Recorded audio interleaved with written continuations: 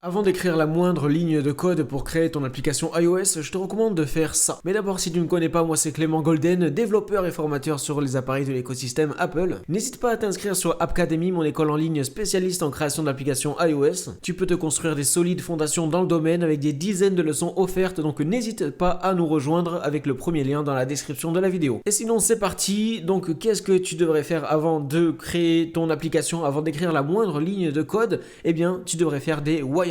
Il s'agit de schémas qui représentent visuellement ce à quoi va ressembler ton application avec les différents écrans, les boutons, les textes, les images. Et du coup, comment faire ça? Eh bien, avec un simple papier comme ça et un crayon. Donc ça, c'est à l'ancienne. Sinon, si tu as un iPad avec un Apple Pencil, tu peux aussi le faire dessus. Pour te montrer un exemple, du coup, j'ai créé ce wireframe très rapidement. C'est pour l'exemple d'une application basique de liste de tâches. Et donc là, on peut voir que j'ai créé deux écrans en faisant des rectangles. Voilà le premier ici, le deuxième en bas. En haut, c'est l'écran d'accueil avec 3 tâches. Et on a un petit bouton plus qui, quand on appuie dessus, nous ouvre une feuille qui va se mettre par-dessus. C'est l'écran du bas avec un text field, ce qui nous permet de taper du texte avec le clavier. Un bouton pour fermer la feuille, pour annuler, et un bouton pour valider et pour ajouter la tâche. Donc voilà, tout simplement. L'important, c'est de détailler grossièrement les différents écrans, ce qu'on peut faire dessus, les boutons, tout ça. Et ensuite, une fois que c'est fait, vous pouvez, si vous le désirez, prendre votre wireframe et le mettre un petit peu plus au propre avec un logiciel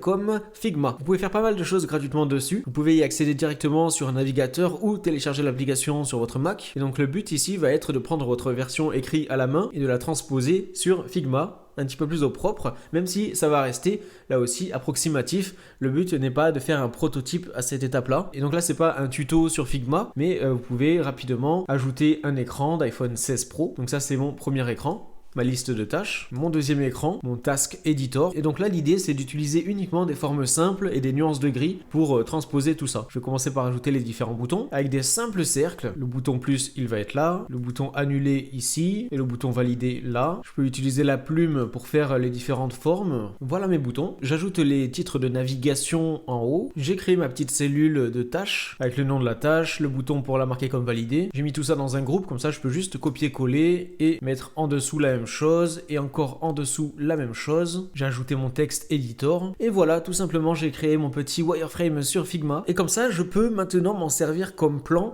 pour créer mon application. Je sais visuellement ce que je dois coder maintenant. Encore une fois, le but ici n'est pas de créer quelque chose de réaliste. Le but est de faire ça rapidement et qu'on reconnaisse ce qui va à quel endroit. Après cela fait, vous pouvez faire ce qu'on appelle un prototype sur Figma là aussi.